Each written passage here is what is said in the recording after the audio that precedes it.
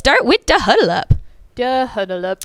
Now, I was a little, I like that little headline. That's cute. On them fools. I love that. I had to bring light to that real quick. Y'all should not allow me to think of, like, on TFT, Teffer tells me what to put on the lower third. This is why. Yeah, because if not, I have too much control. Exactly.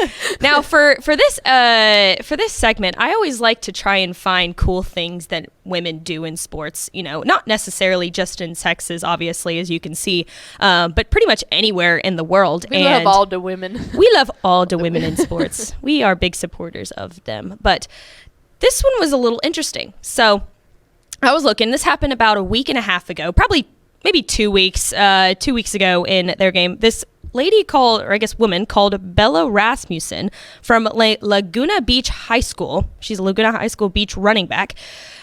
Becomes the first female athlete to score 2 varsity football touchdowns in California high school history, which is pretty cool. She did it in a 48-0 win over Santa Ana something. I can't pronounce that last name. But what's really cool about this is that she is actually the 8th female in California history to score a varsity football touchdown, but she is the first to score 2 touchdowns in a single game.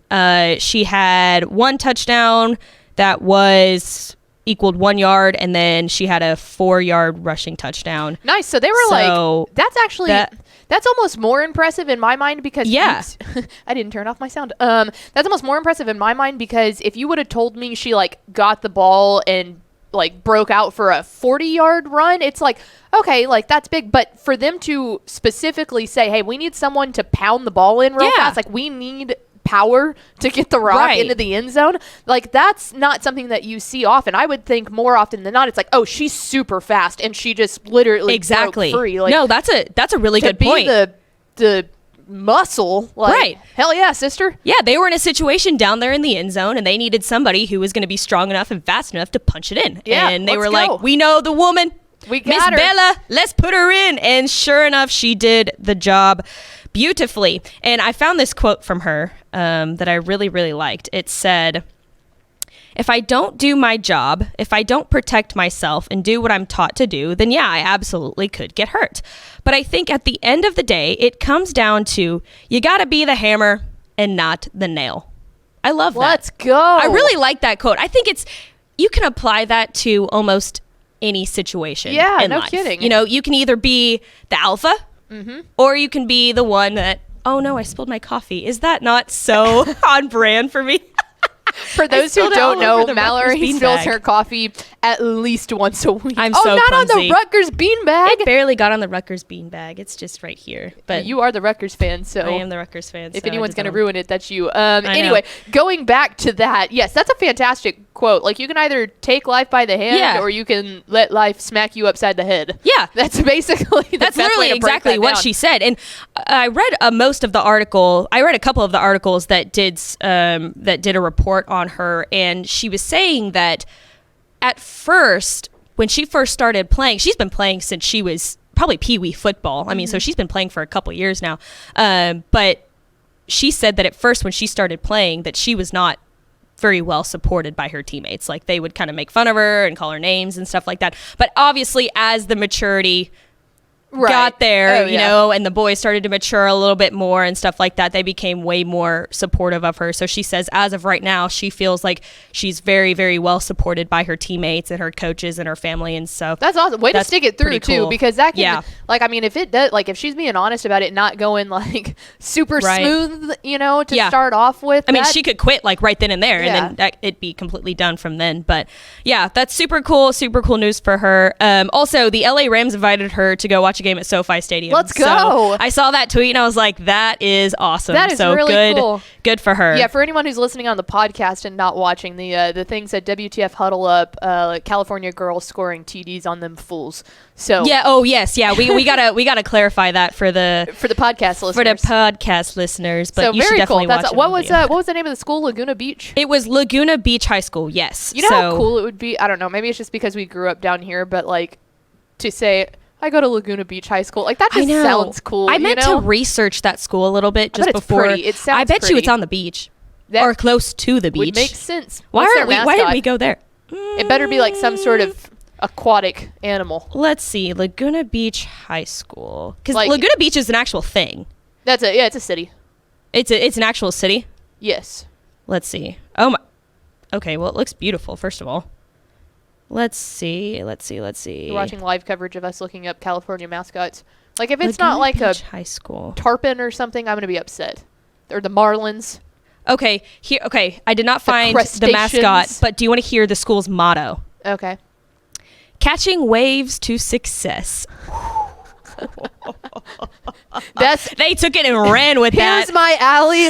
There's where that hits. I was like, why don't we go to this school? I mean, we're gonna figure out, it might be next week, but we're gonna figure out what the mascot is, and we can't ask the commenters because we don't have live comments. So anyway, we'll figure it out. Yeah, we'll figure it out. But yeah, there you go. There's some cool stuff that women have done. In other words, California girls scoring TDs on them fools. Do you think we can convince Adam in the off season to let us go out to Laguna Beach High School? Oh, absolutely. We could absolutely. WTF live from Laguna Beach High School. All right. She can be our special guest and everything. Okay. Yes. Miss Bella Rasmussen, if you are by chance watching this show, we're coming out and you're going to be our first live guest on Women Talking Football. So we're going to make be prepared, girl. We're going to run your highlights all over the show. Yeah, we're going to need that huddle film, girlfriend. We're going to need that huddle film. I hope that's there. Oh, I love it. But there you go. There's some cool women in sports news for your lovely Thursday afternoon. So now let's head over to AP for your Week 10. Oh my gosh. Texan Live viewing guide on TexanLive.com. Yeah, we've got this week and then one more, and we're in the playoffs. Like, jeez. Hi. I know Tepper tweeted out something last night he was like, I'm doing some work for playoff stuff, and someone was like, playoffs? And it's like, howdy, folks, whether you're ready or not, here we come. It's here. I know everyone's excited. We are excited too, but we've got some great games to start rounding off the regular season. The one I want to point you to, we have a really big game actually on Thursday night up here in the DFW. At 7 o'clock p.m., Denton Geyer will be heading out to McKinney ISD Stadium to take on Marcus Shavers and his Fighting McKinney Bulldogs. Oh, that's bad. McKinney Lions. There we go. Good job. It's week 10, guys. It's week 10. Sorry. Sorry, Shavers. But anyway, very excited for that one on Thursday night. If you're looking for one down in the Houston area, Tascasita. North Shore at Tascasita, duh. Yeah. I forgot that one was on Thursday. I was thinking that one was on Friday. Yeah, North Shore at Tascasita out at Rhodes. Coach Eric Folkert's on the call there. So 2 really big games. Yeah. You can split screen that right there. Moving on into Friday, I think that the big headline would be Fulshire and Manville trying to figure out who's going to win that district. I think that Fulshire is in the driver's seat there, but that one will be very interesting. Fulshire has that really explosive offense, so interested to see how Manville's defense kind of steps up to the plate there. We also have Nederland and PNG. I don't need to say anything else about that one. It should be a lot of fun there. And then, let's see, we will scroll down to Saturday. We have 4 games stretching from noon all the way down to 7. So I'll just go ahead and read those off real fast. At noon, you've got Cy-Fair and Cy Ridge, Trevor Bullard on the call. At 1, you have Dayton and Fort Ben Willow Ridge, Chase Snyder on the call. 2, Waller and Klein Kane. Jay Dunson on the call, and then 7 o'clock p.m. Cy Ranch and Langham Creek. That'll be Gavin and I think our very own Matt Stepp hopping on color. So Gavin and Stepp, if you have not heard them call a game together, that is a real treat that we can provide you. That's a dynamic duo right there. Yeah, so 7 o'clock p.m. I will say there is a lot of rain in the forecast, specifically for Friday. So if any games end up getting moved, we should still have them. We'll kind of be updating you on that. It's at Texan_live on Twitter. We'll try and keep you updated on if those games are moving around or not, or moving to Saturday. So there you go. Week 10, a lot of good games. Big Thursday slate. You can watch it all on TexanLive.com. And yeah, I think it's supposed to rain pretty much everywhere around the state on Friday. So that's why I'm looking for a Thursday game. Actually, I have my Thursday game. I just haven't been approved for credentials yet. So that's why. You're going out to Frisco, right? Yeah, Frisco Reedy, Frisco Heritage. Nice. Yeah, so that should be a really good district matchup there. Really excited to see that at the Star. We love the Star. So